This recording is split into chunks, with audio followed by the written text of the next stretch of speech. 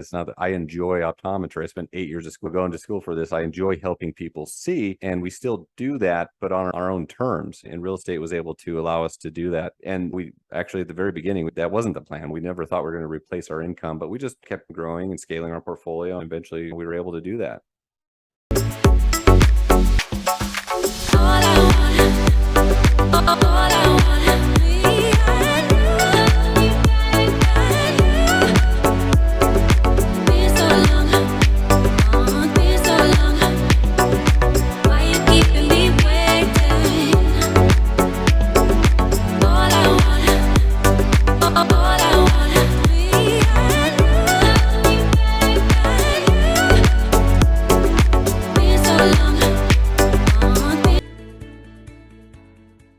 If you're watching this on YouTube, make sure you smash that like button and click subscribe. For those of you listening on a podcast platform, be sure to subscribe on whatever platform that is and leave us a rating if you can. The more likes, ratings, and subscriptions that we get, the more we can spread the message and grow our community. So we also have a free Facebook group. It's called The Average Joe Finances Network. Check us out, join the group, join the community, ask questions, and become a part of the team. All of our other social media accounts are listed in our flow page, and we have them in the video or podcast description below. Hey, welcome back to the Average Joe Finances podcast. I'm your host, Mike Cavagioni, and today's guest, we have the pleasure of speaking with Zach LeMaster, the CEO and founder of Rent to Retirement. So Zach, super excited to have you on the show. Thanks for joining us today. Mike, thanks so much for having me. We're excited to be here and talk everything real estate and finances. I love it. Yeah, awesome. Hey, just right off the bat, I'd like to ask you the first question that I ask everybody that comes on the show, and we want to know more about you. So if you could tell us a little bit about your story, who is Zach LeMaster and what is Rent to Retirement? Oh man, deep question. No, it's try to give you the Cliff Notes version here. I guess myself, Mike, I've been investing in real estate for almost 15 years now. Started out very slow. Similar to you, I was in the military. So I spent 7 years in the Air Force as an optometrist. I was on scholarship, the HBSB scholarship. So went in and served my time there. That's where I started investing in real estate. First house we owned, bought with a VA loan, house hacked it, best loan out there. I know we talked about that with you. Yeah, and from there, it's just saw the writing on the wall with the opportunity to be a strategic investor, to use those loan structures, start earning income, not just thinking about, hey, this is a place to live, but also can be an asset that can pay for a mortgage essentially. And really every single year since that first duplex, we bought more and more real estate. Next year, we bought a couple more houses. Later, we sold that first duplex, funded into multiple other properties, and we've just been trading up. I left the Air Force and we moved out to Colorado. That's where we still reside. We worked in private practice for optometry. When I say we, I mean my wife and I. She's also an optometrist.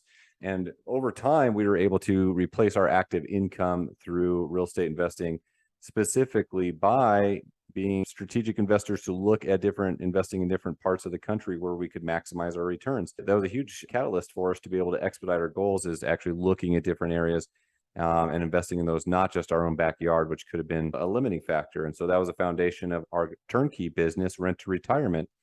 Is the simple fact that we've been successful investors ourselves, identifying the best locations throughout the U.S. and building our teams there to we build houses, but we either build them, fully renovate them, lease and manage them for investors looking to invest across the country in these different markets. So today and last year, we did close to 1,000 houses across 11 different markets. That's mainly Midwest and Southeast. And we have a very large network of investors that's growing rather rapidly and just, cruising along. We're loving everything we're doing. Yes, that's awesome. I had to write down a couple things as you were going, but one, thank you for your service. 7 years in the Air Force. That's awesome. So you wound up getting out and starting your own practice with your wife, right?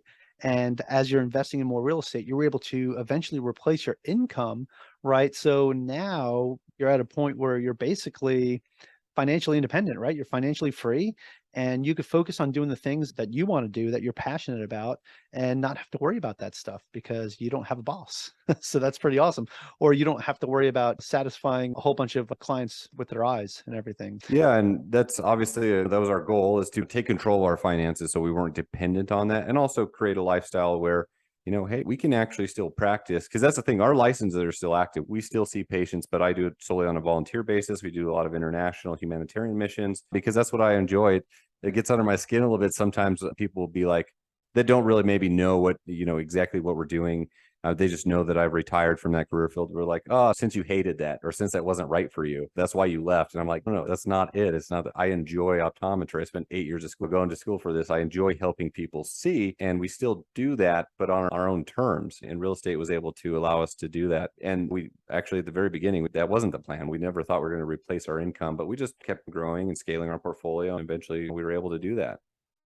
Yeah, that's fantastic. You get to live the dream, right? You get to live the life that you want to live, and you can still do what you were doing previously because you enjoy it, and you're doing it out of enjoyment, not out of necessity. So being able to do the stuff that you're doing for humanitarian reasons, that is truly commendable. The fact that you can sit there and help other people in need, and you have the opportunity to do that and not have to worry about the income that's coming from that because you've already created something else that's paying you. So you can do something, you can do these passion projects, right? You can go help other people. And that is huge. And I just want to say thank you for what you do when it comes to that, because that's just absolutely amazing. A lot of people look at real estate investors and think, oh, they're greedy, they're selfish, and they just want to make all this money. You did it to be able to provide services to people that are needing them and provide these humanitarian services. So that is just absolutely amazing. Now, I want to talk a little bit about the turnkey game itself, right? Especially with the way the market is right now, right? What do you think about the current market conditions, and why is real estate investing still a good investment vehicle? Yeah, that's what we're hearing all the time. There's always something. There's always something in the media and the news that's going to cause some concern and chaos, and that's what the media does, right? Legitimately, right now we have economic compression, right? We're probably in technically a recession. We have some interest rates going up. That's all actually fine. This is a normal economic cycle that happens, and these past few years have just been unnormal, actually, with how crazy things have been with historically low interest rates that maybe should have never been that low. Now they're just, in my opinion, getting back to normal. And we're probably moving into more of a normal type of real estate market. But a lot of people lose sight of that, and they just look back over the past 6 to 12 to 24 months and saying, oh, this is concerning of what's happening right now. If you have a plan and you look at the fundamentals of real estate, the fundamentals don't change. Really, in my opinion, you should be buying in all market cycles. We had rentals in 2008, which was a terrible rental or a real estate kind of crash. And there's a lot of people that lost their shirt. We didn't, because we just invested in bread and butter rentals. And guess what? We had better renters and paid more rent during that time. And now those houses are worth significantly more. Big picture, I think there's a lot of noise out there. I think it's a good thing that we're having a little bit more of a stable market where it can be a little bit more of an even playing field for buyers and sellers. And of course, interest rates is just a number. You just got to factor it into the equation. The overall benefits of owning rental real estate with appreciation, debt reduction, using leverage, your depreciation and tax benefits, all those things haven't changed. And likely in this type of scenario, we're going to see probably more renters. And so it's a good time to invest still, especially when you have a plan and you're looking long term. Yeah, that's a fantastic point, right? And especially when you say how interest rates are essentially just a number, right? It's just another number that you have to factor in when you're putting these deals together, right? That interest rate is going to help you understand what your cash flow will or will not be. It's just another thing that you have to factor into what you're looking for when you're looking for these deals, right? And I think a lot of people look at it from the point of, oh, interest rates are so high now. Realistically, interest rates are back to what they were. Like you said, like they went back to normal. They're back to what they were in like 2014, 2015 timeframe. So this is probably something that's a lot healthier for the real estate market than people realize. And everyone's expecting this huge crash to come. But realistically, what I see happening right now is the market's kind of plateaued and it's stabilizing now at this point. I think we'll see some dips here and there, but it's all going to be very market specific. I don't think we're going to see the mass exodus like we saw in 2008, 2009, right? But what we're going to see is a very good stabilization before it starts to appreciate again and start going back up, because real estate generally always goes right back up. Well, not generally, it does. It always goes back up. But just like the stock market, they guaranteed if you keep your money in it over a 10-year period, you're going to bring back a 10% return, right? Same thing with the real estate market. If you keep your money in real estate, the asset itself will appreciate. And as long as you're investing in something that's cash flowing, it'll keep paying you. So that's huge. And again, like you said, the whole interest rate thing, it's just a number. And you had mentioned too that you guys were buying in all market cycles, even back in 2008. And I just want to ask you this a little bit separately from that. For the properties that you owned back in 2008, what do you think the difference was when everybody else was losing their shirt?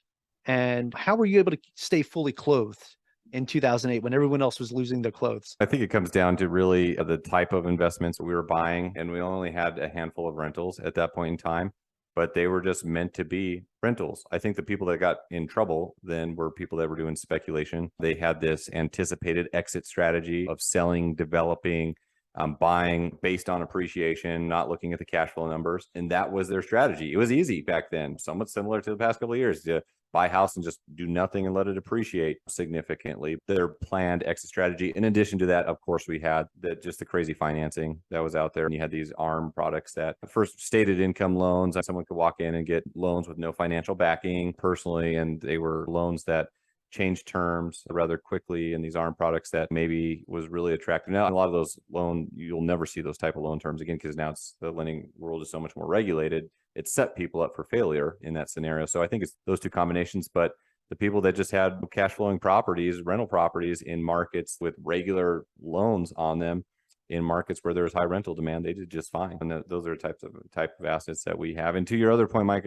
as far as like people sitting back and not doing anything, it's always interesting to me when we talk with people about like they're like a little concerned. And I get that there's concern, but really it's a lack of understanding and education. Because anyone that's really successful in real estate, they're buying in all market cycles, they're changing their strategy, they're being creative. We interview a lot of people that are very successful in real estate and other businesses, and no one's told me like, oh, I just timed the market perfectly. Or like I said, they said I invested with a plan and had my criteria, and I consistently invested over many years. That's what it's about. Yeah. And if you talk to any successful stock market investor, they're going to tell you the same thing too. It's not, oh, I was able to time the market perfectly. No, it's I had a plan and I was consistent and I kept investing and investing. It's the same thing with real estate, right? So even like you said, like you're buying in all market cycles, right? And that's the reason why, because there's opportunities out there right now. Actually, right now is the time where there's less competition, right? Because a lot of people are pulling out because of these higher interest rates. So you can swoop in and grab some stuff that other people would be too scared to even touch. But if the numbers work, if it's cash flowing, then it doesn't matter if your interest rate is 6%, right? Because it's an investment property and that's what you qualified for. If it's cash flowing at 6%, what's it going to look like when you refinance it in 6 months to a year at 4.5%, right? It's only going to increase your cash flow. Or if you go to refinance and pull cash out once it appreciates a little bit and you pull some cash out, tax-free money. So that's huge. And that's the other piece of the puzzle that I think that people aren't really paying attention to. They're just concerned with interest rates are up too much and I'm too scared to move or take action on it. Warren Buffett says it all the time too. When everyone else is fearful, be greedy. So now's the time, if you invest in real estate, to be greedy. Right now's the time to go in and buy assets that cash flow. And that's the key word. And I think that's like you had mentioned back in 2008, 2009, that is one of the key differences that you had in your plan, is that you were looking for assets that cash flowed, right? Instead of saying, I'm going to go buy these assets that are going to appreciate like crazy because that's what's been happening over the past couple of years, right? Instead, you're like, no, I'm going to get something that will start paying me right now. And then when the poop hit the fan, so to say, you were shielded, right? You didn't have to worry about getting any of that stuff on you. That's awesome. Now, going back into what you do as a turnkey operator, how do you identify the best locations to invest throughout the United States? Because I know you said you're in 11 different markets right now. So that's got to be a lot to manage. So how do you figure out the sweet spots that work for you? There's a lot that goes into it. Same thing. We have a plan and we have a certain criteria that we want to identify each location. We look at macroeconomics as far as state legislation in locations where population is moving. There's a huge population shift in general down the Sun Belt, and COVID only expedited this to some areas where there's a lot more affordable cost of living. Areas like Florida, it's just huge influx. Texas, people are just moving in groves to these areas. And it's not slowing down. And that's the other thing about the real estate market. I'm glad that you mentioned it's going to be very market specific, because it absolutely is. Simple supply and demand will show you that there's a lot of areas that have a huge housing shortage still. And with construction delays, that's only getting worse over time. We're not seeing any sort of slowdown in rents or market valuations in certain parts of the country right now at all. I think it's market specific. But as far as areas that we determine, we want to have areas that are landlord-friendly legislation, low taxes. We want to be in the path of progress where you have economic and population growth. We want to look at the economy there. We want to see a diversity of industries, not just say oil or gas or education, something of this nature. We want to see Fortune 500 companies coming in and doing development. We attend the city planning meetings of areas to see what's the 10-year projection and what's changing legislation-wise. Where's the jobs and transportation going?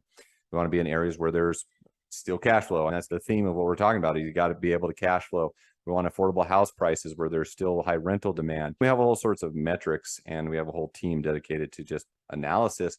But really, it comes down to the market, but then also the team, right? You got to have the right people in place. And sometimes that takes some time. Sometimes you got to go through 20 bad contractors or property managers to find a good one. But we have systems in place to identify those, and then we partner with them and work with them long term. Yeah, no, that's huge. So you've been able to, in these different markets, build these teams through trial and error, right? So you already did the hard work, because we're talking about your company itself too, Rent to Retirement, right? So you guys already did all the hard work, weeded the people out. You've already got the contractors and the property managers in place. That's huge for somebody that's looking at getting started and they want to start buying some turnkey properties. When you already have effective systems in place, it's going to save you so much. So one of the things I'll share with my audience here, make sure you go listen to the episode that I'm on with the Rent to Retirement podcast, because this is one of the things I talked about on there too, is that one of the mistakes that I had with one of my properties investing from a long distance was not having that right team put together in the first place. And it wound up costing me some, right? Having these systems and teams in place is huge. And the other thing that you mentioned, Zach, too, that's phenomenal. And for the people that are listening, you really need to listen to what he said about having these KPIs, these key performance indicators, right? These different metrics that they're looking at when they determine if they want to invest in that market or not, right? So that is huge. Making sure you understand what kind of jobs are there, the diversification in the industry, right? What do the landlord to renter laws look like, right? What type of businesses are in the area, types of job creation that they have, right? Those things are huge that you want to look at before you start just throwing your money into something. Numbers wise might look like you're getting yourself into something that's a really great deal. You might already have a tenant in place and the thing's cash flowing, but you might not realize that 5 years down the road, all the companies moved out of there because they moved elsewhere. And now the person that was living in your property doesn't have a job and they can't pay your rent anymore. So there's more to just finding a good deal than finding a good deal, right? There's so many other aspects that you need to think about and learn about. And that's why I love having conversations like this with somebody that's learned these painful lessons and built these systems and put stuff in place. So Zach, that's awesome, man. Now, how does somebody take all this information and then build a well-diversified portfolio to a sustainable business model for themselves? That's huge. You basically just explained that, I think, in great detail to your audience of having the systems and teams built. And it's not about finding just the best opportunity, because it's like, are you trying to find this unicorn deal, or are you trying to build a sustainable business, long term? Because that's where wealth is made, is building a business. And that doesn't mean you're trying to get the best deal on every single house and trying to buy below market value. It's about scalability, and that's the hardest thing to do in any business, real estate included. But yeah, if anyone that wants any sort of serious passive income or substantial financial influence from real estate, it's going to require multiple properties. And I think it's a good idea to have diversification across multiple locations. And that becomes complicated because each location, you need your boots on the ground team. And in those areas, you need to be conscious of the tax laws in those areas and have tax professionals to help you with those. And sometimes when you're trying to identify a new market, it can be daunting because there's so many options out there. It's like, how do you even really know? And I think that's really the key that we've solved. The piece we've solved for people is by, yes, we've already been successful in these areas, and we coach them through how to develop a sustainable model, because we have standard criteria and a path to follow that's applied to each different location. But I think that hearing about all this too, for someone that's new, it can be overwhelming, sometimes unmotivating or paralyzing sometimes to not go out and take action. So working with the right people and just understanding there's a process, you'll learn it as you go.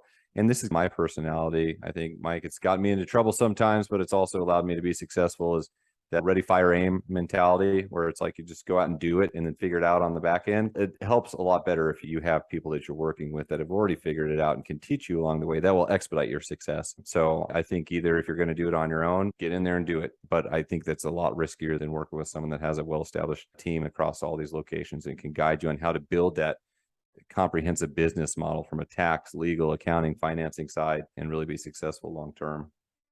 Yeah, Zach, a couple takeaways from that ready, fire, aim thing can get you into trouble, because that's what I did back in 2020. I said, all right, I'm doing it. I'm going in. I'm going to invest in real estate.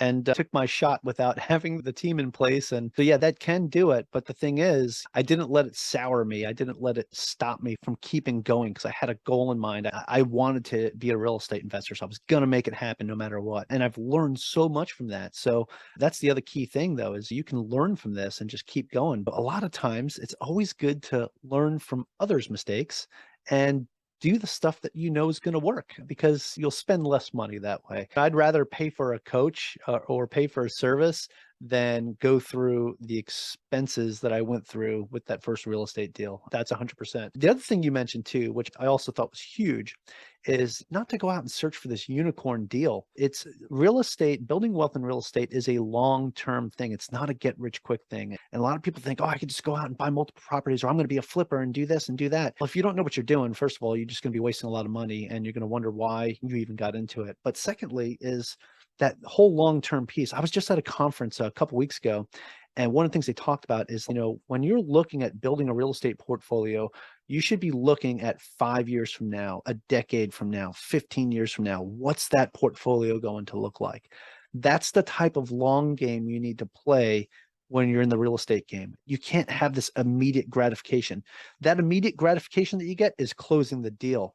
But that's when the work really starts, right? Just because you got a deal doesn't mean anything. The real work starts when you start collecting that rent and you figure out how to allocate all of your expenses and keep this going and build a business model that works. I just want to touch on that a little bit. Now, I wanted to ask you something too, because I know there's something that you guys are working on that I'm pretty excited to talk about. So the first question I want to ask you on this is, what are the pros and cons of new construction versus older rehabs? Yeah, so in the turnkey space, if you're talking about those are the two different options. That's about half of our business right now is build to rent and new construction. I think sometimes when people they're first getting started, because turnkey is good for someone, at least in my opinion, that's getting started in real estate. They need some hand holding, or it's their first time investing out of state.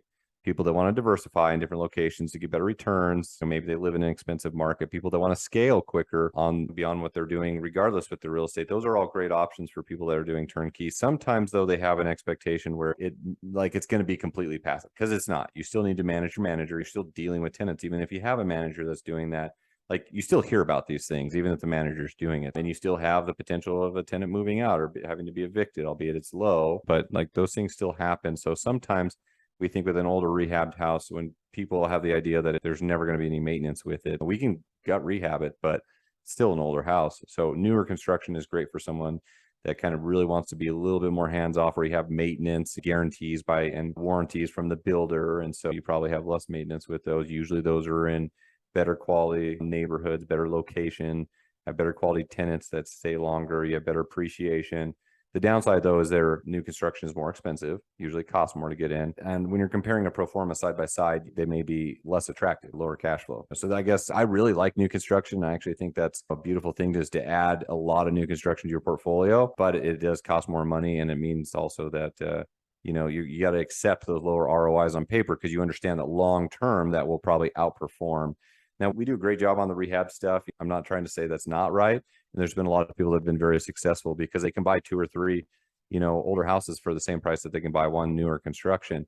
So it all comes down to what makes the most sense for you. And I think same thing with like multifamily versus single family. We do both. We own both. I recommend everyone own both. There's benefits to both. Same thing with new construction and some of the older houses that you might be able to cash flow more in the shorter or earlier new construction. Also, we have some unique opportunities where you can have built-in equity. You can actually participate to be an active investor with us, to participate in the construction, to learn how that process goes and have some built-in equity. Of course, there's more issues with delays and things like this and risk associated with that, but that's a creative option. Because a question we commonly get is, okay, I'm buying turnkey. This is a great service. All this stuff is done for me. But does that mean I'm paying a premium, or does that mean I'm paying over market value for that? And it's a legitimate question. And in some cases, for some turnkey people, probably, maybe. We don't. We price stuff appropriately for the market based on comps and return on investment. And really, over the past few years, being a seller's market, all properties, even dilapidated ones, sellers are making the calls on price points. So you don't really get to negotiate. But that would be a counter to those arguments that you don't have any equity in turnkey, that the turnkey guys are making all the money, which is a simple fact that we leave plenty of margin on the table for investors. And you can participate in stuff to actually make more money than the developer does in those cases. Yeah, that's huge. Actually, that was one of the things I wanted to ask you too, is like how somebody can be more of a creative investor and create that immediate equity in a pre-construction. But as you were sitting here talking, there's some key things that you were talking about that I think is huge, right? One thing is if you buy a turnkey property, whether it's renovated or new construction, actually, when you look at the renovated ones versus the new construction, right? When you were talking about the pro formas for those, right? Your cash flow is probably going to be better on that rehab property versus the new construction. But when you look at the new construction, even though the other one was rehab, there's still things that come up, right? They're older homes, right? So there's things that come up all the time, no matter what. You could rehab something all day. There's going to be stuff that comes up. But when you look at new construction, your CapEx is going to be lower because everything is brand spanking new. Probably the biggest thing you'll have your tenants complaining about is the creaking of the house as it's still setting into the foundation. That's one of the things to look at. And you have all the modern stuff that you get in modern construction versus the homes that were built in the 50s, 60s, and 70s. So, for the most part, probably a lot less issues with things breaking and appliances having to be replaced, roof getting replaced, and things like that. Now you're buying a property that has this 30 to 50-year roof on it. You're buying it brand new. Again, like you had mentioned earlier, and we were talking about before, is it's a long-term game, right? So when you look at over the long term, the returns that you're going to get on that asset versus something that was rehabbed, you're probably going to do a lot better on that new construction. You'll do better immediately on the rehab, right? Which is great if you're looking for immediate cash flow that's going to help you, I guess, maybe supplement your income or anything like that versus the long-term cash flow that you're going to get with the new construction. Is that making sense? Yeah. Oh, absolutely. It's a balancing act. Sometimes it makes maybe from a tax perspective, because there's tax benefits to look at as well. That's my favorite thing about investing in real estate, hands down, is the tax benefits we receive, because there's nothing else that comes close to it. When you talk about things like 1031s, cost segregation studies, opportunity zones, there's just no other asset class that can come close. That's how people really build wealth over time, generational wealth. But without getting me on my soapbox with that, yeah, 100%. The new construction stuff, you have less issues and less CapEx and things like that. And so long term, when you're looking at a pro forma, it's year one analysis. And you have to know that too. Also, rental increases over time.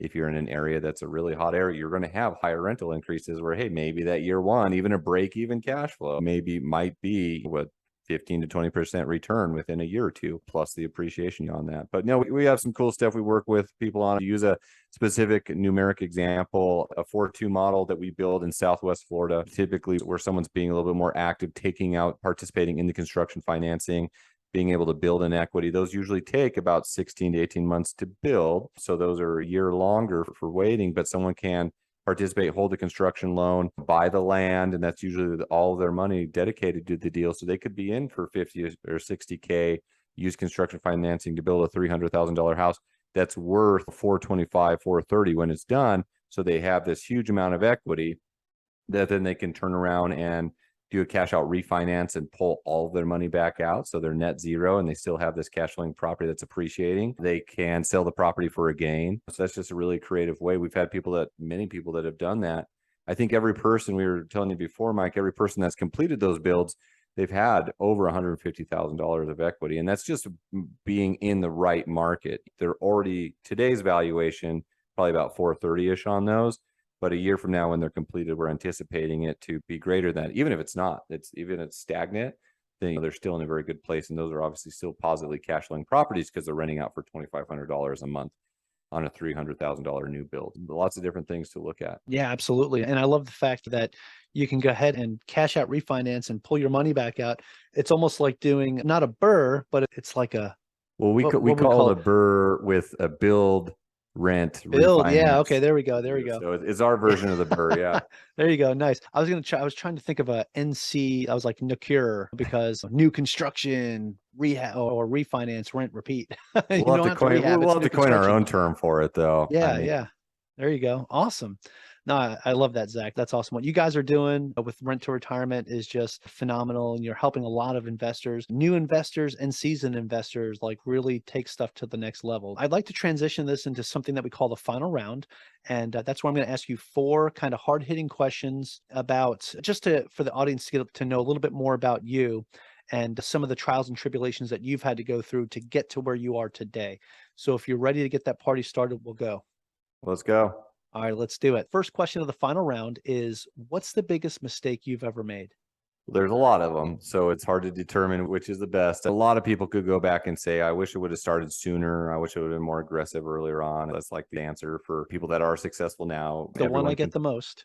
yeah, you can always say that, right? But everyone can say that. I think for us, like actually legitimately is just bad partnerships. We've lost a lot of money in projects, basically just jumping into partnerships too quickly. And you can vet people all you want and check references and things like this. At the end of the day, you don't know until you work with them, that firsthand experience, and you have a track record established. So start small with someone and then build up over time. We've lent a lot of people money for rehabs. And I mentioned to you earlier, we were in a syndication that things went fine for 5 years and come to find out they were underwater for the majority of that. And then it just all fell apart. You got to vet the people, but I think it's all learning lessons. My mentor always told me that you make money in real estate or you learn, because he refused to say you lost money, but that's really what he meant. But I think probably there was one in particular where we lost 600K on a rehab project, and the guy filed bankruptcy and was underwater, not forthcoming with everything. And we were just a private lender in that capacity. And now we're still having to deal with that. But it didn't stop us. It was painful to deal with. But actually, through that process of going through and meeting other investors that were also tied up into that, we actually formed new partnerships and made that money back significantly more. So it's just a matter of staying on the horse.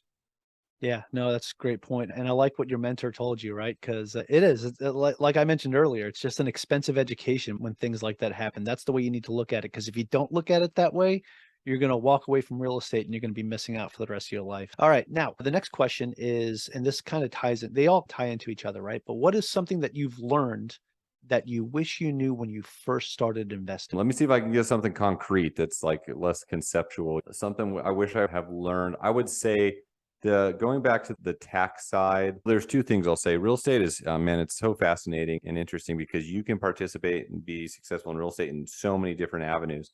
Like we started wholesaling, like that was our first like active investor. We beyond just buying rentals.